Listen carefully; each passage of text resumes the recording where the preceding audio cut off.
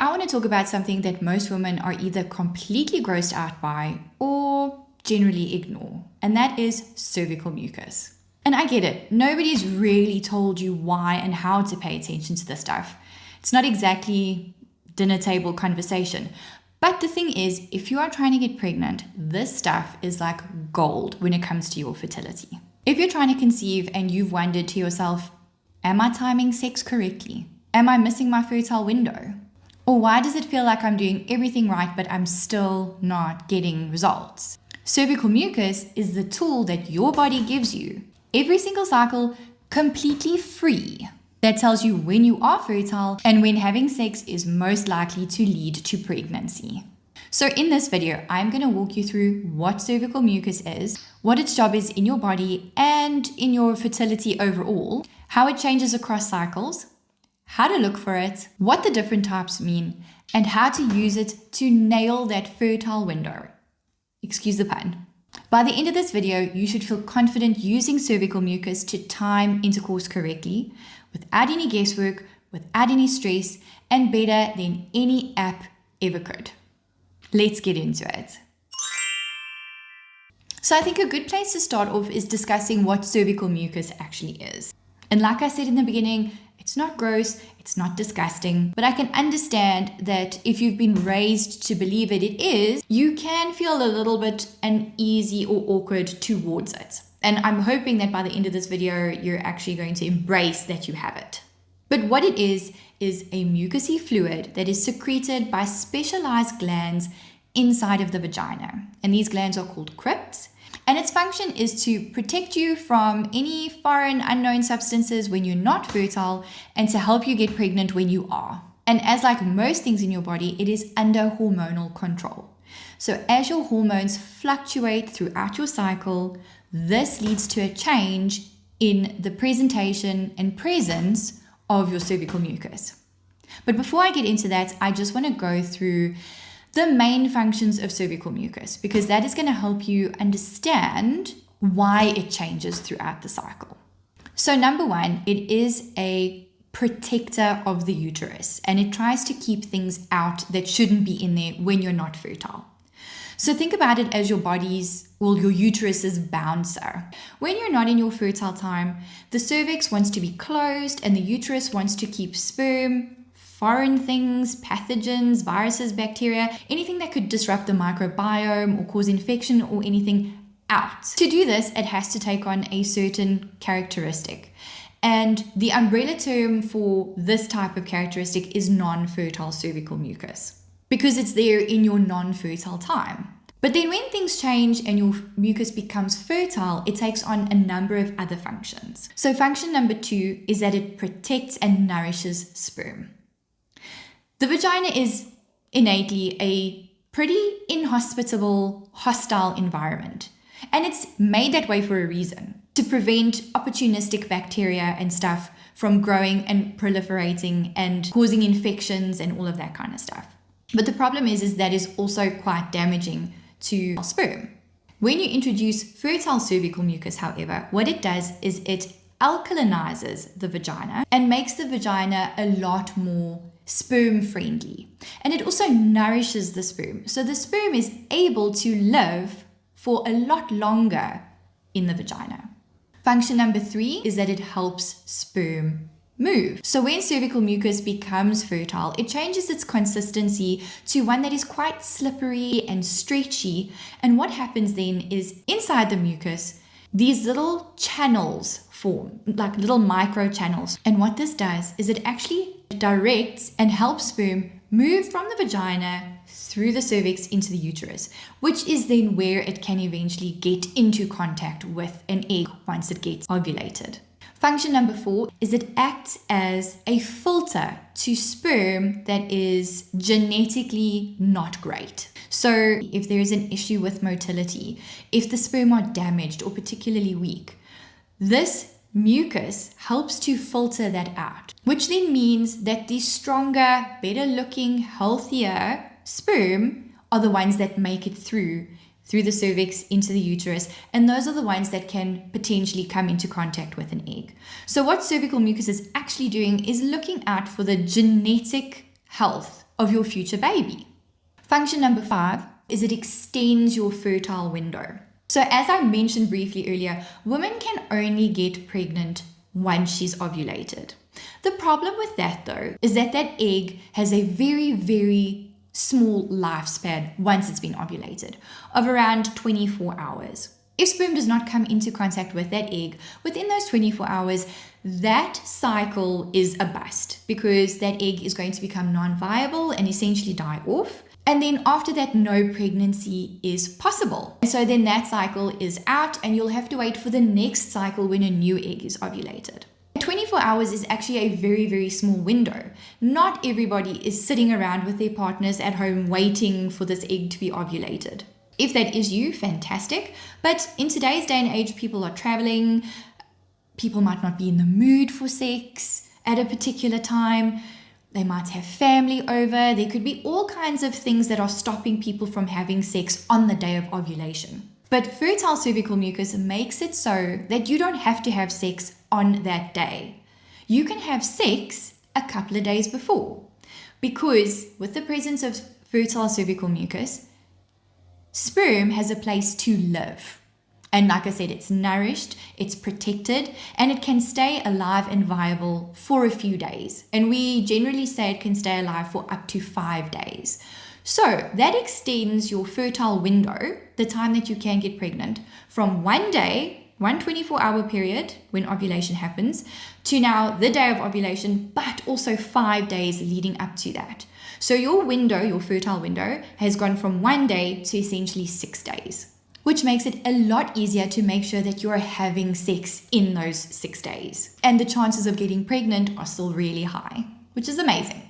And then last but not least, it tells us when we are approaching our most fertile time, which I feel is probably the most important function of all, considering my channel is all about getting pregnant. So for me, this one function alone makes cervical mucus just phenomenal stuff. Like I said, it changes throughout the cycle. It starts off being non-fertile cervical mucus, and as hormones change, it becomes fertile cervical mucus, which you can visibly see the changes. And then after ovulation, it changes back to non-fertile cervical mucus again. So if you are somebody who is watching the changes in your cervical mucus, you will be able to identify when you are shifting from non-fertile to fertile, and then obviously back to non-fertile again. And then you can know for yourself, not according to an app, not according to a textbook, not according to something that somebody has said to you, according to what your body is telling you, when you are going to be most fertile. And then you can, once again, organize your own life on your own diary and your own schedule to make sure that you and your partner or your spouse are coming together and engaging in sex when you're in that fertile time. It's like your body's own little cyclic alarm clock to say like, yoo-hoo, it's go time. And I just think that that's so amazing. And it's for free, as I said, it's relatively non-invasive and it's convenient. You can do it in your own home. You do not need to go through to a lab or through to a doctor to have expensive tests done or an ultrasound or anything like that. It's literally there for you to check on a daily basis and have all this information be available to you. Okay, so now let's go a little bit deeper into how it changes throughout the cycles. So at the beginning of your cycle, when you're non-fertile, the cervix and the uterus doesn't want anything in it. It wants to be protected, and therefore your cervical mucus is going to have that non-fertile consistency and act as that barrier that I spoke about. So it's usually quite thick, quite sticky, almost gluey and tacky, and it's white and clumpy, and it doesn't let anything pass it really, because it's serving this protective function. So at the very start of your cycle, your body is going to start secreting a hormone called follicle stimulating hormone, which, as the name suggests, it starts stimulating the little follicles to start growing and maturing and going through those final stages of development before they're ready to be ovulated. As the days go on and more FSH is being secreted, so these follicles are growing. Now these follicles, the little cells around them, actually secrete estrogen. So the more these follicles grow, the more estrogen is going to be released. Now estrogen has a whole bunch of functions like helping the endometrium to get thick and plump and all of that stuff. But what it also does is it changes the consistency of cervical mucus. As the days of your follicular phase go on and on and on, and the higher your estrogen levels are, the more the color, consistency, pH, and texture of your cervical mucus is going to change to the type of cervical mucus that supports all the things that I spoke about when you're becoming fertile. Because when you're becoming fertile, your cervix and your uterus is now going to be more welcoming to the presence of sperm, because you're getting to the point where an egg is going to be released, and that will be the point when sperm needs to be there. So as you approach ovulation, you see this change going from that non-fertile to the very fertile cervical mucus. And then just before ovulation happens, you might even see the presence of what's commonly known as peak fluid, and that looks like raw egg whites. So it's often referred to as raw egg white cervical mucus. And if you're somebody that is tracking the changes in your cervical mucus, when you see raw egg white cervical mucus, you know that you're going to be ovulating soon. And therefore, that's an indication to you that you need to be having sex around that time, or as close to that time as possible. Then once ovulation has happened and that little egg has been released, the body doesn't quite know if fertilization has happened yet or not. So that little egg is floating around in the fallopian tubes and all of that. The cervix wants to go back to not letting foreign things in. So your estrogen dips after ovulation again. It doesn't go away completely, but it definitely plummets compared to in the follicular phase. And then cervical mucus goes back to that non-fertile type, which once again has that lovely protective quality about it, which is going to keep all kinds of nasties out in case there is a little embryo that makes its way down and is ready to implant in a healthy, well looked after uterus. And then at the end of the luteal phase, if you're not pregnant and you get your period, then the whole cycle starts all over again. So do you see why cervical mucus can be used as a tool to track when you are fertile? And why, if you're not paying attention to it yet, you really want to start paying attention to it now if you're trying to get pregnant? So then the next thing I want to talk about is, how do you actually check for cervical mucus changes? Because it's all good and well knowing about this stuff and knowing that it does change, but if you're not able to properly test for it, then you can't properly track it. So there are 3 ways that you can check your cervical mucus. The first way is through feeling what is going on in your body and around the opening of your vagina. But I don't really like this way because I find it just a little bit too subjective for me, and it can be influenced by a lot of things, by heat, sweating, all of that kind of stuff. But basically what you do is pay attention to if you can feel that you are slippery around the opening of your vagina, or if there is a wet sensation there, or if you're dry. But like I say, I'm a bit on the fence about that one. The other 2 ways I find are more thorough ways of checking your cervical mucus. And the first one is checking to see what you can find either on a piece of tissue paper when you go to the bathroom, or if there's something in your underwear. And the nice thing about this is you can actually look at it. So it can be there in front of you, you can touch it, you can rub it in between your fingers, you can stretch it, you can do all those kinds of things, and it's visually easier to see what's going on rather than guessing what you feel. And this way is completely non-invasive. And the best way to check it is before you go to the toilet. So before you sit down to have a wee, just have a look to see if you can see something in your underwear, or give yourself a wipe before you go to the toilet and see if you can see anything on the toilet paper. The last way that you can check for your cervical mucus, which I personally feel is the most accurate way of checking, is slightly more invasive, but really not terrible. And that would be to actually take a clean finger and get a sample from the inside of your vagina. Now, you don't need to stick your finger all the way up into your vagina. You can literally collect a sample from, say, the opening on the outside of the vagina. And there you're going to do exactly the same thing. You're going to have a look at it. You're going to feel it. What does the texture feel like? What is the consistency? What color is it? And how much is there? And then very importantly, once you have assessed what your cervical mucus looks like, you're then going to document it somewhere. Because you want to have a trend of what's going on. You want to track what is happening. And you can either do this on a chart, on a piece of paper, in a journal, in a digital app, whatever the case may be. You just want to make sure that you're keeping a daily log of what your cervical mucus is doing, because that way you're able to see when things change and you don't have to try and like rack your brain to remember, like, what did I see yesterday? What did I see the day before? It's there, it's recorded, and you have the data there in front of you to access whenever you need it. So just on that note, before I move on to the next section, I want to talk about some troubleshooting when it comes to checking cervical mucus to make sure that you don't make these like rookie mistakes. So number one, you don't want to check cervical mucus when you're aroused or after you've had sex. And that's because inside the vagina, you also have other glands and they secrete fluid when you are aroused. This is arousal fluid, and it also has this very lubricative type quality to it. And that can sometimes give you an incorrect picture when you're trying to observe cervical mucus. And the same can be said for checking after you have had sex, especially if there is semen then in the vagina. So again, semen can cause you to see things that aren't actually there or change the appearance of the cervical mucus that is there. So rather, if you're going to check your cervical mucus, do it at a time of the day where you know you're not going to be aroused and having intercourse. Secondly, if you're going to be checking your cervical mucus when you go to the bathroom, make sure that you're checking before you have a wee. Because again, having urine in the vicinity can change the sample that you get, which then can give you an incorrect picture. And then also just be aware of what your state is in the day. Are you stressed? Are you ill? Have you been feeling very dehydrated? Are you on medication? Because all of those things can make your cervical mucus disappear. And then you might not be seeing that beautiful fertile cervical mucus before ovulation, even though you are ovulating. But the state of your body is just not supporting the presence of cervical mucus at the moment. So keep that in mind as well. Now, once you've got your cervical mucus sample, you've had a look at it, you're going to notice 4 things about it. You're going to notice color. So is it white, creamy, clear?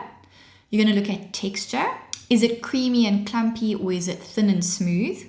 You're going to notice consistency. Again, is it thick and tacky, or is it quite stretchy and elastic?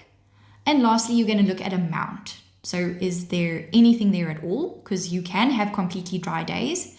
Is it very scant, meaning there's only a tiny little bit there? Or are you producing quite a lot of cervical mucus? Because those 4 things are going to help you categorize your cervical mucus. So like I said, you can have no cervical mucus present. It can be dry, or there can be a very tiny little bit that's coming out.